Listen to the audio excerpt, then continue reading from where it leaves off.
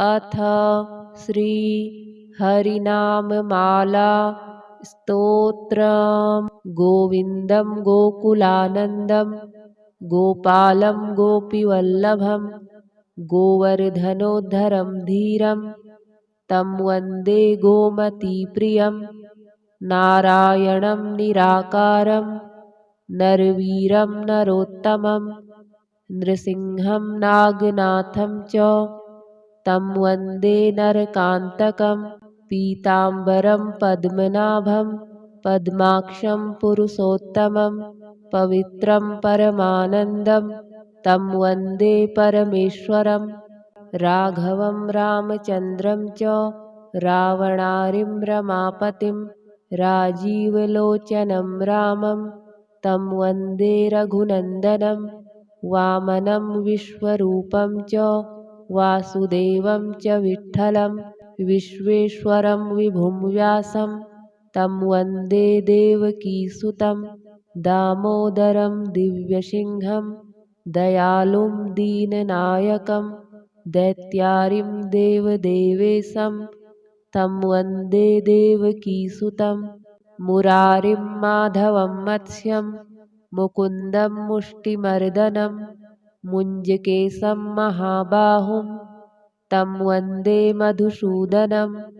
केशवं कमलाकान्तं कामेशं कौस्तुभप्रियं कौमोदकीधरं कृष्णं तं वन्दे कौरवान्तकं। भूधरं भुवनानन्दं भूतेशं भूतनायकं भावनैकं भुजङ्गेशं तं वन्दे भवनाशनं। जनार्दनं जगन्नाथं जगज्जाड्यविनाशकं जामदग्निं वरं ज्योतिस्तं वन्दे जलसायिनं। चतुर्भुजं चिदानन्दं चाणूरमल्लमर्दनं चराचरगतं देवं तं वन्दे चक्रपाणिनं। श्रियःकरं श्रियोनाथं श्रीधरं श्रीवरप्रदं श्रीवत्सलधरं सौम्यं तं वन्दे श्रीसुरेश्वरं। योगीश्वरं यज्ञपतिं यशोदानन्ददायकं यमुनाजलकल्लोलं तं वन्दे यदुनायकं। शालिग्रामशिलाशुद्धं शङ्खचक्रोपशोभितं सुरासुरसदासेव्यं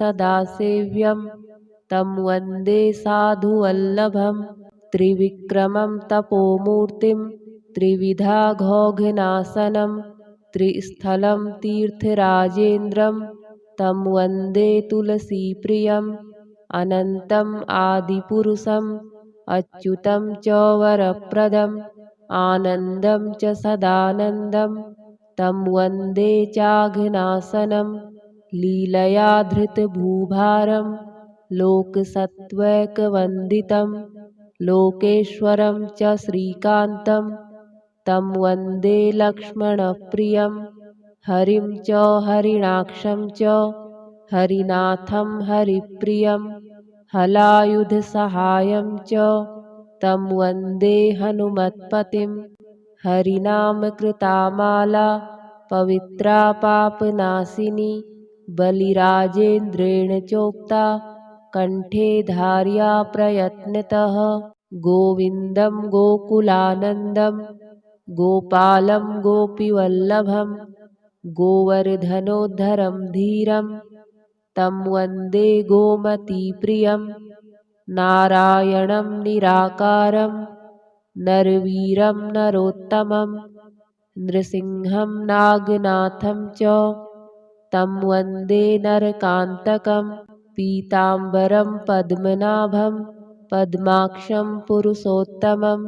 पवित्रं परमानन्दं तं वन्दे परमेश्वरं। राघवं रामचन्द्रं च रावणारिं रमापतिं राजीवलोचनं रामं तं वन्दे रघुनन्दनं। वामनं विश्वरूपं च वासुदेवं च विठ्ठलं विश्वेश्वरं विभुं व्यासं तं वन्दे देवकीसुतं। दामोदरं दिव्यसिंहं दयालुं दीननायकं दैत्यारिं देवदेवेशं तं वन्दे देवकीसुतं मुरारिं माधवं मत्स्यं मुकुन्दं मुष्टिमर्दनं मुञ्जकेशं महाबाहुं तं वन्दे मधुसूदनं केशवं कमलाकान्तं कामेशं कौस्तुभप्रियं कौमोदकीधरं कृष्णं तं वन्दे कौरवान्तकं भूधरं भुवनानन्दं भूतेशं भूतनायकं भावनैकं भुजङ्गेशं तं वन्दे भवनाशनं जनार्दनं जगन्नाथं जगज्जाड्यविनाशकं जामदग्निं वरं ज्योतिस्तं वन्दे जलसायिनं चतुर्भुजं चिदानन्दं चाणूरमल्लमर्दनं चराचरगतं देवं तं वन्दे चक्रपाणिनं श्रियःकरं श्रियोनाथं श्रीधरं श्रीवरप्रदं श्रीवत्सलधरं सौम्यं तं वन्दे श्रीसुरेश्वरं योगीश्वरं यज्ञपतिं यशोदानन्ददायकं यमुनाजलकल्लोलं तं वन्दे यदुनायकं शालिग्रामशिलाशुद्धं शङ्खचक्रोपशोभितं सुरासुरसदासेव्यं तं वन्दे साधुवल्लभं त्रिविक्रमं तपोमूर्तिं त्रिविधाघोघनाशनं त्रिस्थलं तीर्थराजेन्द्रं तं वन्दे तुलसीप्रियम् अनन्तम् आदिपुरुषम् अच्युतं च वरप्रदम् आनन्दं च सदानन्दं तं वन्दे चाघनाशनं लीलया धृतभूभारं लोकसत्त्वैकवन्दितं लोकेश्वरं च श्रीकान्तं तं वन्दे लक्ष्मणप्रियं हरिं च हरिणाक्षं च हरिनाथं हरिप्रियं हलायुधसहायं च तं वन्दे हनुमत्पतिं हरिनामकृता माला पवित्रा पापनाशिनी बलिराजेन्द्रेण चोक्ता कण्ठे धार्या प्रयत्नतः गोविन्दं गोकुलानन्दं गोपालं गोपीवल्लभं गोवर्धनोद्धरं धीरं तं वन्दे गोमतीप्रियं नारायणं निराकारं नरवीरं नरोत्तमं नृसिंहं नागनाथं च तं वन्दे नरकान्तकं पीताम्बरं पद्मनाभं पद्माक्षं पुरुषोत्तमं पवित्रं परमानन्दं तं वन्दे परमेश्वरं राघवं रामचन्द्रं च रावणारिं रमापतिं राजीवलोचनं रामं तं वन्दे रघुनन्दनं वामनं विश्वरूपं च वासुदेवं च विठ्ठलं विश्वेश्वरं विभुं व्यासं तं वन्दे देवकीसुतं दामोदरं दिव्यसिंहं दयालुं दीननायकं दैत्यारिं देवदेवेशं तं वन्दे देवकीसुतं मुरारिं माधवं मत्स्यं मुकुन्दं मुष्टिमर्दनं मुञ्जकेशं महाबाहुं तं वन्दे मधुसूदनं केशवं कमलाकान्तं कामेशं कौस्तुभप्रियं कौमोदकीधरं कृष्णं तं वन्दे कौरवान्तकं भूधरं भुवनानन्दं भूतेशं भूतनायकं भावनैकं भुजङ्गेशं तं वन्दे भवनाशनं जनार्दनं जगन्नाथं जगज्जाड्यविनाशकं जामदग्निं वरं ज्योतिस्तं वन्दे जलसायिनं चतुर्भुजं चिदानन्दं चाणूरमल्लमर्दनं चराचरगतं देवं तं वन्दे चक्रपाणिनं श्रियःकरं श्रियोनाथं श्रीधरं श्रीवरप्रदं श्रीवत्सलधरं सौम्यं तं वन्दे श्रीसुरेश्वरं योगीश्वरं यज्ञपतिं यशोदानन्ददायकं यमुनाजलकल्लोलं तं वन्दे यदुनायकं शालिग्रामशिलाशुद्धं शङ्खचक्रोपशोभितं सुरासुरसदासेव्यं तं वन्दे साधुवल्लभं त्रिविक्रमं तपोमूर्तिं त्रिविधाघोघनाशनं त्रिस्थलं तीर्थराजेन्द्रं तं वन्दे तुलसीप्रियम् अनन्तम् आदिपुरुषम् अच्युतं च वरप्रदम् आनन्दं च सदानन्दं तं वन्दे चाघनाशनं लीलया धृतभूभारं लोकसत्त्वैकवन्दितं लोकेश्वरं च श्रीकान्तं तं वन्दे लक्ष्मणप्रियं हरिं च हरिणाक्षं च हरिनाथं हरिप्रियं हलायुधसहायं च तं वन्दे हनुमत्पतिं हरिनामकृतामाला पवित्रा पापनाशिनी बलिराजेन्द्रेण चोक्ता कण्ठे धार्या प्रयत्नतः गोविन्दं गोकुलानन्दं गोपालं गोपीवल्लभं गोवर्धनोद्धरं धीरं तं वन्दे गोमतीप्रियं नारायणं निराकारं नरवीरं नरोत्तमं नृसिंहं नागनाथं च तं वन्दे नरकान्तकं पीताम्बरं पद्मनाभं पद्माक्षं पुरुषोत्तमं पवित्रं परमानन्दं तं वन्दे परमेश्वरं राघवं रामचन्द्रं च रावणारिं रमापतिं राजीवलोचनं रामं तं वन्दे रघुनन्दनं वामनं विश्वरूपं च वासुदेवं च विठ्ठलं विश्वेश्वरं विभुं व्यासं तं वन्दे देवकीसुतं दामोदरं दिव्यसिंहं दयालुं दीननायकं दैत्यारिं देवदेवेशं तं वन्दे देवकीसुतं मुरारिं माधवं मत्स्यं मुकुन्दं मुष्टिमर्दनं मुञ्जकेशं महाबाहुं तं वन्दे मधुसूदनं केशवं कमलाकान्तं कामेशं कौस्तुभप्रियं कौमोदकीधरं कृष्णं तं वन्दे कौरवान्तकं भूधरं भुवनानन्दं भूतेशं भूतनायकं भावनैकं भुजङ्गेशं तं वन्दे भवनाशनं जनार्दनं जगन्नाथं जगज्जाड्यविनाशकं जामदग्निं वरं ज्योतिस्तं वन्दे जलसायिनं चतुर्भुजं चिदानन्दं चाणूरमल्लमर्दनं चराचरगतं देवं तं वन्दे चक्रपाणिनं श्रियःकरं श्रियोनाथं श्रीधरं श्रीवरप्रदं श्रीवत्सलधरं सौम्यं तं वन्दे श्रीसुरेश्वरं योगीश्वरं यज्ञपतिं यशोदानन्ददायकं यमुनाजलकल्लोलं तं वन्दे यदुनायकं शालिग्रामशिलाशुद्धं शङ्खचक्रोपशोभितं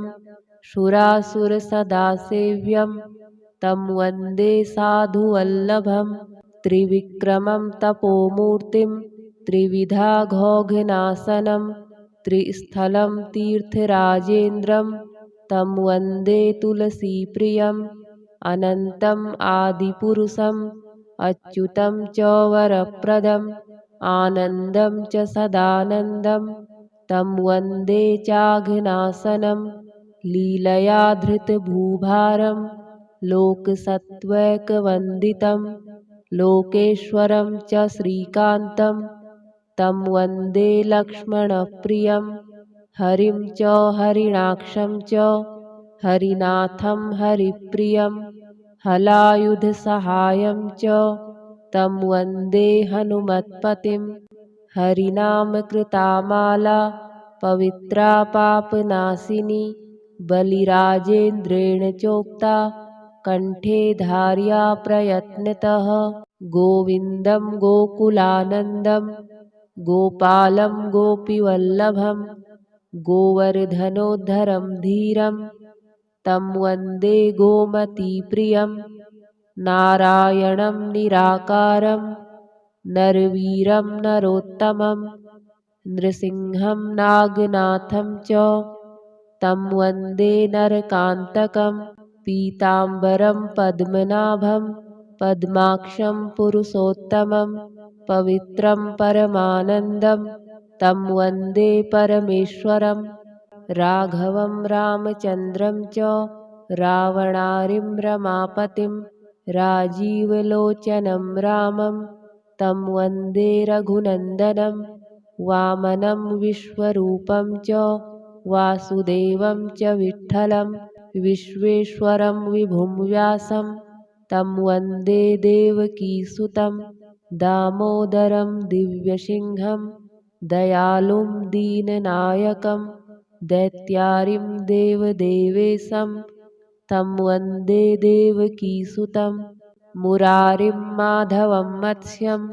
मुकुन्दं मुष्टिमर्दनं मुञ्जकेशं महाबाहुं तं वन्दे मधुसूदनं केशवं कमलाकान्तं कामेशं कौस्तुभप्रियं कौमोदकीधरं कृष्णं तं वन्दे कौरवान्तकं भूधरं भुवनानन्दं भूतेशं भूतनायकं भावनैकं भुजङ्गेशं तं वन्दे भवनाशनं जनार्दनं जगन्नाथं जगज्जाड्यविनाशकं जामदग्निं वरं ज्योतिस्तं वन्दे जलसायिनं चतुर्भुजं चिदानन्दं चाणूरमल्लमर्दनं चराचरगतं देवं तं वन्दे चक्रपाणिनं श्रियःकरं श्रियोनाथं श्रीधरं श्रीवरप्रदं श्रीवत्सलधरं सौम्यं तं वन्दे श्रीसुरेश्वरं योगीश्वरं यज्ञपतिं यशोदानन्ददायकं यमुनाजलकल्लोलं तं वन्दे यदुनायकं शालिग्रामशिलाशुद्धं शङ्खचक्रोपशोभितं सुरासुरसदासेव्यं तं वन्दे साधुवल्लभं त्रिविक्रमं तपोमूर्तिं त्रिविधाघोघनाशनं त्रिस्थलं तीर्थराजेन्द्रं तं वन्दे तुलसीप्रियम् अनन्तम् आदिपुरुषम् अच्युतं च वरप्रदम् आनन्दं च सदानन्दं तं वन्दे चाघनाशनं लीलया धृतभूभारं लोकसत्त्वैकवन्दितं लोकेश्वरं च श्रीकान्तं तं वन्दे लक्ष्मणप्रियं हरिं च हरिणाक्षं च हरिनाथं हरिप्रियं हलायुधसहायं च तं वन्दे हनुमत्पतिं हरिनामकृतामाला पवित्रा पापनाशिनी बलिराजेन्द्रेण चोक्ता कण्ठे धार्या प्रयत्नतः गोविन्दं गोकुलानन्दं गोपालं गोपीवल्लभं गोवर्धनोद्धरं धीरं तं वन्दे गोमतीप्रियं नारायणं निराकारं नरवीरं नरोत्तमं नृसिंहं नागनाथं च तं वन्दे नरकान्तकं पीताम्बरं पद्मनाभं पद्माक्षं पुरुषोत्तमं पवित्रं परमानन्दं तं वन्दे परमेश्वरं राघवं रामचन्द्रं च रावणारिं रमापतिं राजीवलोचनं रामं तं वन्दे रघुनन्दनं वामनं विश्वरूपं च वासुदेवं च विठ्ठलं विश्वेश्वरं विभुं व्यासं तं वन्दे देवकीसुतं दामोदरं दिव्यसिंहं दयालुं दीननायकं दैत्यारिं देवदेवेशं तं वन्दे देवकीसुतं मुरारिं माधवं मत्स्यं मुकुन्दं मुष्टिमर्दनं मुञ्जकेशं महाबाहुं तं वन्दे मधुसूदनं केशवं कमलाकान्तं कामेशं कौस्तुभप्रियं कौमोदकीधरं कृष्णं तं वन्दे कौरवान्तकं भूधरं भुवनानन्दं भूतेशं भूतनायकं भावनैकं भुजङ्गेशं तं वन्दे भवनाशनं जनार्दनं जगन्नाथं जगज्जाड्यविनाशकं जामदग्निं वरं ज्योतिस्तं वन्दे जलसायिनं चतुर्भुजं चिदानन्दं चाणूरमल्लमर्दनं चराचरगतं देवं तं वन्दे चक्रपाणिनं श्रियःकरं श्रियोनाथं श्रीधरं श्रीवरप्रदं श्रीवत्सलधरं सौम्यं तं वन्दे श्रीसुरेश्वरं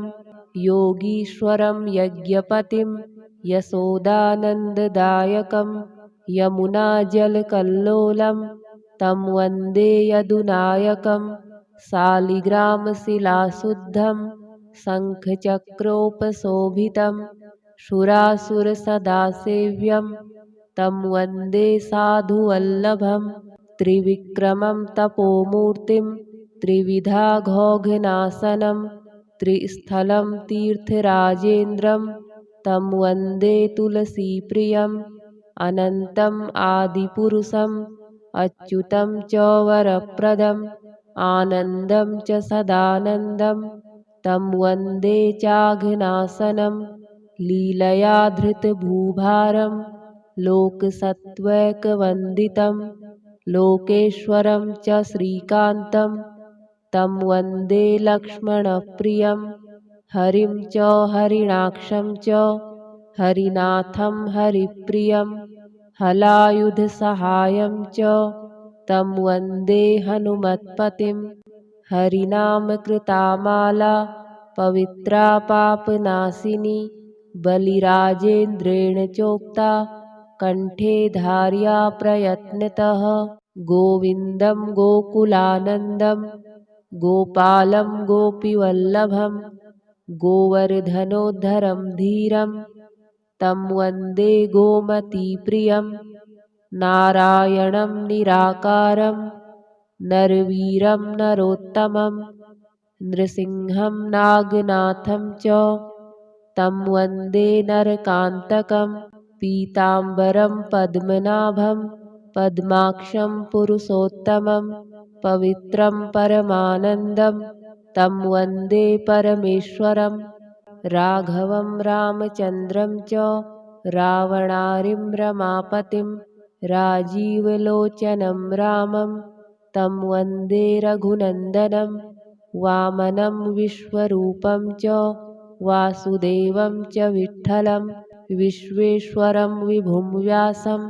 तं वन्दे देवकीसुतं दामोदरं दिव्यसिंहं दयालुं दीननायकं दैत्यारिं देवदेवेशं तं वन्दे देवकीसुतं मुरारिं माधवं मत्स्यं मुकुन्दं मुष्टिमर्दनं मुञ्जकेशं महाबाहुं तं वन्दे मधुसूदनं केशवं कमलाकान्तं कामेशं कौस्तुभप्रियं कौमोदकीधरं कृष्णं तं वन्दे कौरवान्तकं भूधरं भुवनानन्दं भूतेशं भूतनायकं भावनैकं भुजङ्गेशं तं वन्दे भवनाशनं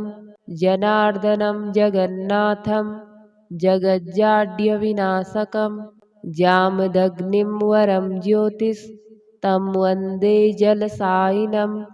चतुर्भुजं चिदानन्दं चाणूरमल्लमर्दनं चराचरगतं देवं तं वन्दे चक्रपाणिनं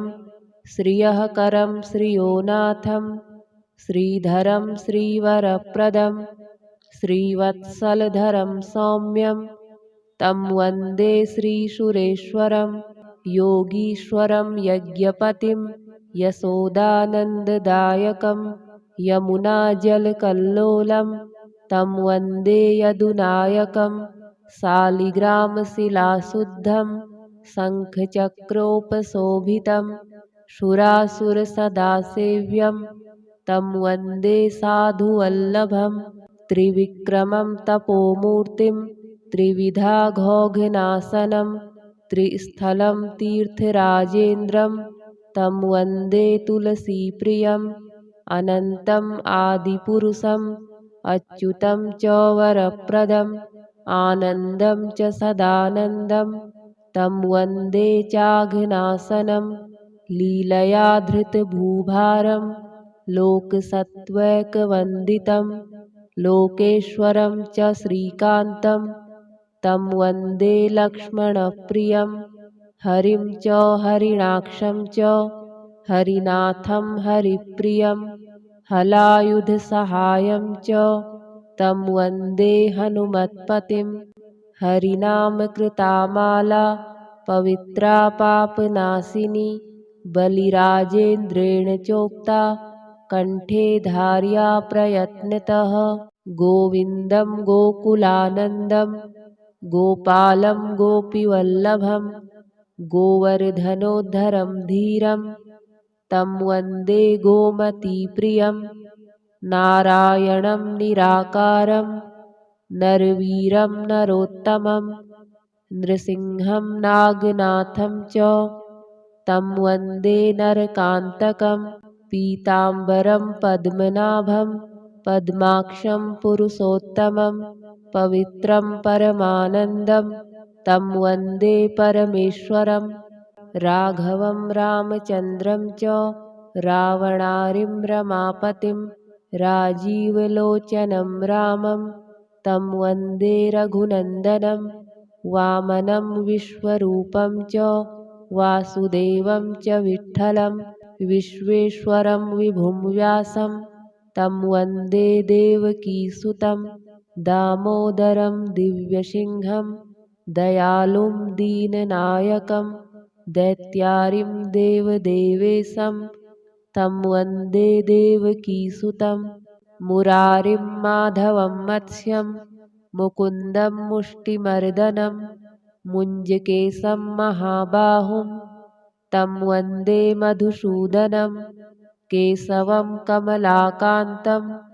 कामेशं कौस्तुभप्रियं कौमोदकीधरं कृष्णं तं वन्दे कौरवान्तकं भूधरं भुवनानन्दं भूतेशं भूतनायकं भावनैकं भुजङ्गेशं तं वन्दे भवनाशनं जनार्दनं जगन्नाथं जगज्जाड्यविनाशकं जामदग्निं वरं ज्योतिस्तं वन्दे जलसायिनं चतुर्भुजं चिदानन्दं चाणूरमल्लमर्दनं चराचरगतं देवं तं वन्दे चक्रपाणिनं श्रियःकरं श्रियोनाथं श्रीधरं श्रीवरप्रदं श्रीवत्सलधरं सौम्यं तं वन्दे श्रीसुरेश्वरं योगीश्वरं यज्ञपतिं यशोदानन्ददायकं यमुनाजलकल्लोलं तं वन्दे यदुनायकं शालिग्रामशिलाशुद्धं शङ्खचक्रोपशोभितं सुरासुरसदासेव्यं तं वन्दे साधुवल्लभं त्रिविक्रमं तपोमूर्तिं त्रिविधा घोघनाशनं त्रिस्थलं तीर्थराजेन्द्रं तं वन्दे तुलसीप्रियम् अनन्तम् आदिपुरुषम् अच्युतं च वरप्रदम् आनन्दं च सदानन्दं तं वन्दे चाघनाशनं लीलया धृतभूभारं लोकसत्त्वैकवन्दितं लोकेश्वरं च श्रीकान्तं तं वन्दे लक्ष्मणप्रियं हरिं च हरिणाक्षं च हरिनाथं हरिप्रियं हलायुधसहायं च तं वन्दे हनुमत्पतिं हरिनामकृतामाला पवित्रा पापनाशिनी बलिराजेन्द्रेण चोक्ता कण्ठे धार्या प्रयत्नतः गोविन्दं गोकुलानन्दं गोपालं गोपीवल्लभं गोवर्धनोद्धरं धीरं तं वन्दे गोमतीप्रियं नारायणं निराकारं नरवीरं नरोत्तमं नृसिंहं नागनाथं च तं वन्दे नरकान्तकं पीताम्बरं पद्मनाभं पद्माक्षं पुरुषोत्तमं पवित्रं परमानन्दं तं वन्दे परमेश्वरं राघवं रामचन्द्रं च रावणारिं रमापतिं राजीवलोचनं रामं तं वन्दे रघुनन्दनं वामनं विश्वरूपं च वासुदेवं च विठ्ठलं विश्वेश्वरं विभुं व्यासं तं वन्दे देवकीसुतं दामोदरं दिव्यसिंहं दयालुं दीननायकं दैत्यारिं देवदेवेशं तं वन्दे देवकीसुतं मुरारिं माधवं मत्स्यं मुकुन्दं मुष्टिमर्दनं मुञ्जकेशं महाबाहुं तं वन्दे मधुसूदनं केशवं कमलाकान्तं कामेशं कौस्तुभप्रियं कौमोदकीधरं कृष्णं तं वन्दे कौरवान्तकं भूधरं भुवनानन्दं भूतेशं भूतनायकं भावनैकं भुजङ्गेशं तं वन्दे भवनाशनं जनार्दनं जगन्नाथं जगज्जाड्यविनाशकं जामदग्निं वरं ज्योतिस्तं वन्दे जलसायिनं चतुर्भुजं चिदानन्दं चाणूरमल्लमर्दनं चराचरगतं देवं तं वन्दे चक्रपाणिनं श्रियःकरं श्रियोनाथं श्रीधरं श्रीवरप्रदं श्रीवत्सलधरं सौम्यं तं वन्दे श्रीसुरेश्वरं योगीश्वरं यज्ञपतिं यशोदानन्ददायकं यमुनाजलकल्लोलं तं वन्दे यदुनायकं शालिग्रामशिलाशुद्धं शङ्खचक्रोपशोभितं सुरासुरसदासेव्यं तं वन्दे साधुवल्लभं त्रिविक्रमं तपोमूर्तिं त्रिविधा घोघनाशनं त्रिस्थलं तीर्थराजेन्द्रं तं वन्दे तुलसीप्रियम् अनन्तम् आदिपुरुषम् अच्युतं च वरप्रदम् आनन्दं च सदानन्दं तं वन्दे चाघनाशनं लीलया धृतभूभारं लोकसत्त्वैकवन्दितं लोकेश्वरं च श्रीकान्तं तं वन्दे लक्ष्मणप्रियं हरिं च हरिणाक्षं च हरिनाथं हरिप्रियं हलायुधसहायं च तं वन्दे हनुमत्पतिं हरिनामकृतामाला पवित्रा पापनाशिनी बलिराजेन्द्रेण चोक्ता कण्ठे धार्या प्रयत्नतः गोविन्दं गोकुलानन्दं गोपालं गोपीवल्लभं गोवर्धनोद्धरं धीरं तं वन्दे गोमतीप्रियं नारायणं निराकारं नरवीरं नरोत्तमं नृसिंहं नागनाथं च तं वन्दे नरकान्तकं पीताम्बरं पद्मनाभं पद्माक्षं पुरुषोत्तमं पवित्रं परमानन्दं तं वन्दे परमेश्वरं राघवं रामचन्द्रं च रावणारिं रमापतिं राजीवलोचनं रामं तं वन्दे रघुनन्दनं वामनं विश्वरूपं च वासुदेवं च विठ्ठलं विश्वेश्वरं विभुं व्यासं तं वन्दे देवकीसुतं दामोदरं दिव्यसिंहं दयालुं दीननायकं दैत्यारिं देवदेवेशं तं वन्दे देवकीसुतं मुरारिं माधवं मत्स्यं मुकुन्दं मुष्टिमर्दनं मुञ्जकेशं महाबाहुं तं वन्दे मधुसूदनं केशवं कमलाकान्तं कामेशं कौस्तुभप्रियं कौमोदकीधरं कृष्णं तं वन्दे कौरवान्तकं भूधरं भुवनानन्दं भूतेशं भूतनायकं भावनैकं भुजङ्गेशं तं वन्दे भवनाशनं जनार्दनं जगन्नाथं जगज्जाड्यविनाशकं जामदग्निं वरं ज्योतिस्तं वन्दे जलसायिनं चतुर्भुजं चिदानन्दं चाणूरमल्लमर्दनं चराचरगतं देवं तं वन्दे चक्रपाणिनं श्रियःकरं श्रियोनाथं श्रीधरं श्रीवरप्रदं श्रीवत्सलधरं सौम्यं तं वन्दे श्रीसुरेश्वरं योगीश्वरं यज्ञपतिं यशोदानन्ददायकं यमुनाजलकल्लोलं तं वन्दे यदुनायकं शालिग्रामशिलाशुद्धं शङ्खचक्रोपशोभितं सुरासुरसदासेव्यं तं वन्दे साधुवल्लभं त्रिविक्रमं तपोमूर्तिं त्रिविधाघोघनाशनं त्रिस्थलं तीर्थराजेन्द्रं तं वन्दे तुलसीप्रियम् अनन्तम् आदिपुरुषम् अच्युतं च वरप्रदम् आनन्दं च सदानन्दं तं वन्दे चाघनाशनं